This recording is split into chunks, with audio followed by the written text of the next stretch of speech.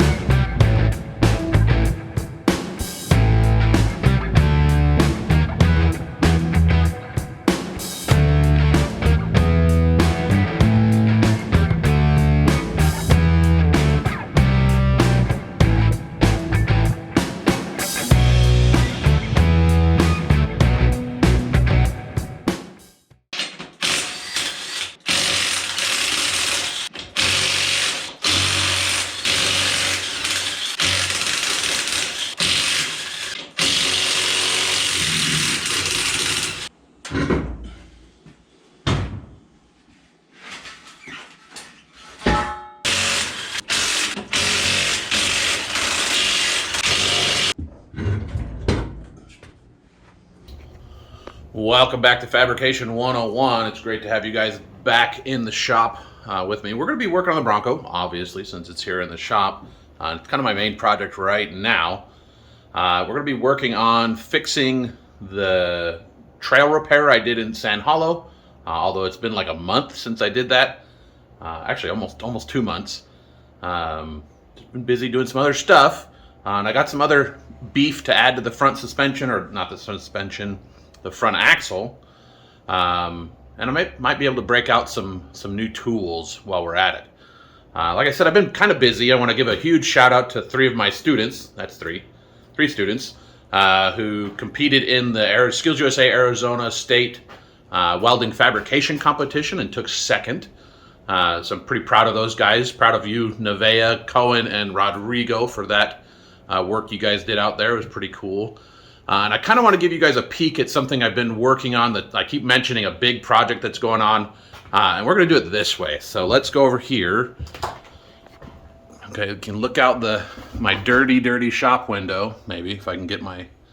Okay, see all that stuff out there on the ground? Might be a little peek or a little hint as to what's going on out there. Ooh, just stepped on some stuff. Anyway, what's going on out there is going to be really, really nice when it gets done. Alright, so in case you didn't see the Sand Hollow video, which you should definitely go watch, I had to make this repair to my track bar bracket here, or pannered bar bracket, whatever you really want to call it, because I bent it. And part of the reason I bent it is prior to that video, I had changed some steering stuff, tried to reduce some bump steer, and I had moved this bolt, or this mount, up. So it was originally bolted down here. Then I moved it up here. So while that helped my bump steer, it added a lot of leverage into this mount, and that's what caused it to bend. And I kind of think I might know where I did it on the trail. There was a tight turn where everybody else was making like 3 or 4 point turns to get around the corner, and I just kind of forced my way through it. And it was a tight right-handed turn, which would have shoved the axle this direction, which would have pulled the bracket that direction. Which is what caused that bend. Kind of what tipped me off to it while we were driving along is all of a sudden I was hearing a lot of noise coming from my coil springs on the one on the other side. It had popped out of its bucket and was rubbing along my bump stop can on the other side. So anyway, we'll get it. I don't know exactly what I want to do yet. I don't know if I want to cut it completely off or cut parts of it off and just reinforce it. But we'll get started. We're going to pull these these links, see these tie rod drag link off, and then see where we are from there.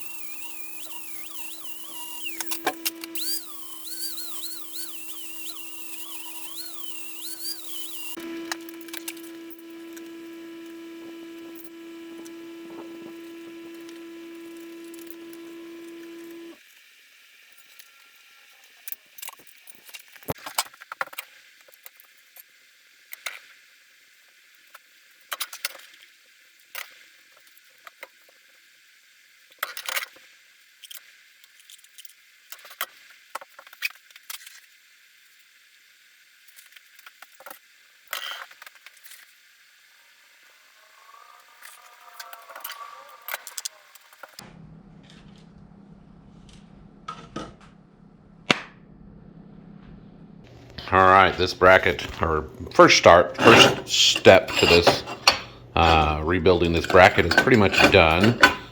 This is going to be the inside piece, so you really won't see any of this stuff. There's no reason to put a bunch of fancy speed holes or anything in there to lighten it up. And I want a lot of strength here. That's because that last one bent. One thing I kind of forgot to mention is I bought this new super cool little tool. I picked this guy up, and probably some of you guys might have seen these little things out there.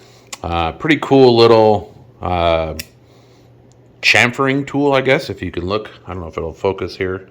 It's got little tiny carbide bits in there, made really nice for chamfering edges. It's only like 60 bucks on Amazon. I'll drop a link to it below.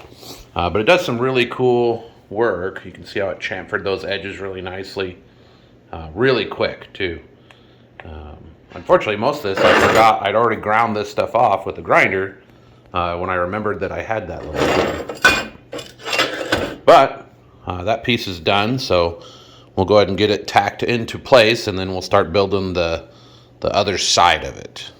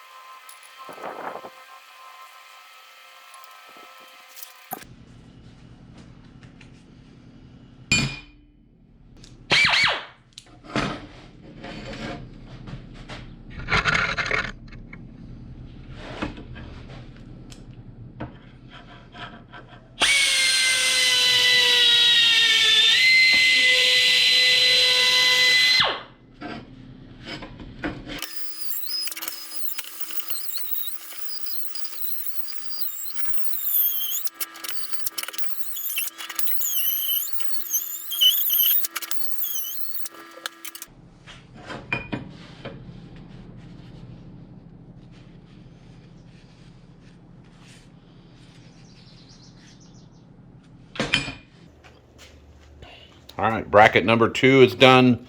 This little beveler works pretty slick for a tool that was only about 60 bucks. You can see a really nice little chamfered edge all the way around. I even did the hole. So the next thing for this bracket is actually I need to put a bend in it. This is 1/4 inch thick steel. The bend needs to go right there. This is a little too heavy for me to just kind of hammer over the corner of the table. So this gives me an excuse to use a new toy that I just bought, which is in those boxes.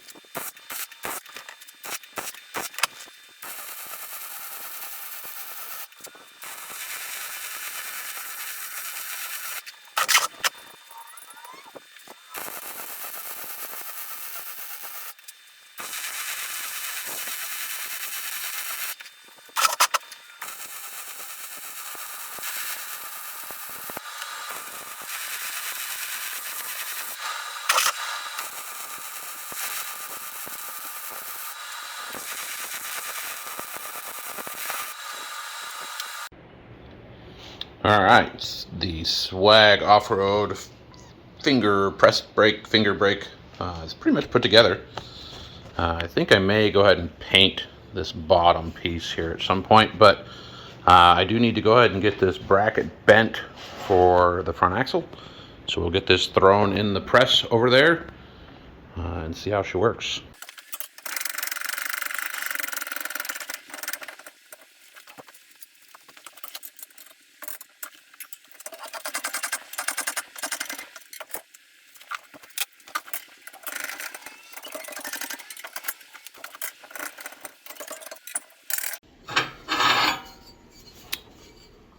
Well, that bender works pretty good and made pretty short work of making that bracket. I'm pretty impressed. Really pleased with the way that came out. Very nice, consistent bend. There's not really any kind of sign of twist in it. I did make sure to use the one whole finger that's in there instead of kind of splitting it between a couple of the smaller ones. I often find with these finger brake style benders that if you're wanting a nice consistent bend, especially over a thicker material, to try to do all the bend on one finger if you can. Anyway, let's go over to the Bronco here and see how this thing fits. Alright, let's see how she fits. I got a bolt and a spacer. It's about the width of my tie rod end. As long as this bolt's up there nice and tight, swing that over just a little bit. Make sure it's straight up and down-ish. That's pretty much it. Doesn't look too bad. I don't know if I'm completely in love with it, but I definitely think it's going to be quite a bit stronger than the previous one. We've got all this strength here tying down to this, which is kind of it's actually a leaf spring perch, but I've made it into a bump stop pad. Yeah, I think this will work. We'll put a piece over here to kind of tie this side together. We'll tie these two pieces in. I may come back and actually add a piece here as well, just to add a little bit more strength. But we'll see. Before I can put this into place, I do want to go ahead and run this weld bead, and maybe even come around the bottom here, just while it's easy to get to. I think this will work.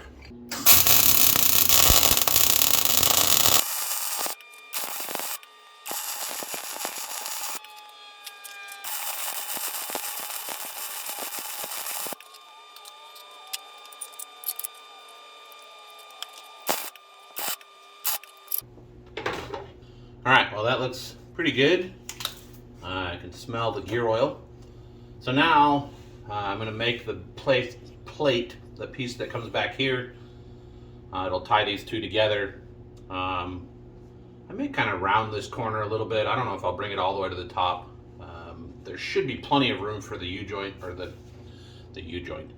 tie rod end in there. So let's go ahead and get that last little bit measured up and made and tacked in there, and we'll burn it all in.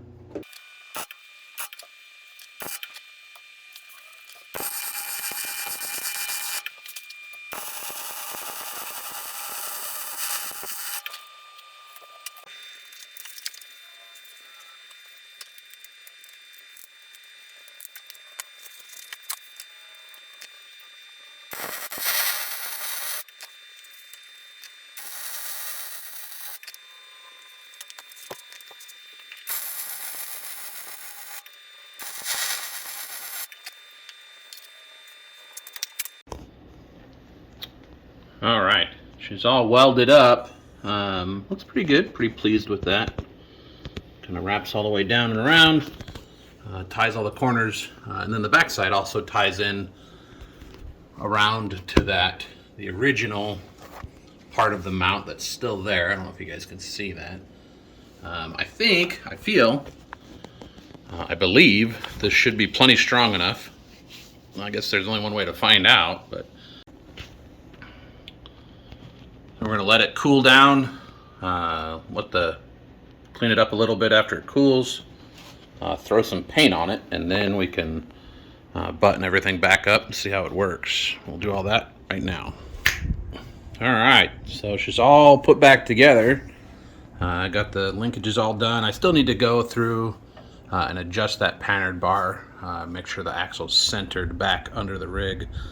While I was in there, you might notice there's some gear oil dripping out of here. I pulled the axle shafts out and replaced them with 35 spline chromoly chromoly shafts, and Yukon Super joints. You can kind of see the Y in there.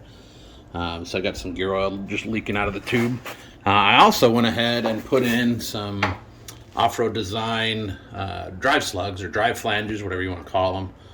I might replace these later with some hubs, because I still like to drive this thing on the street at the time, time to time when I can. So, but for now, these will do. They'll be good backups later down the road when I do switch them out to regular hubs.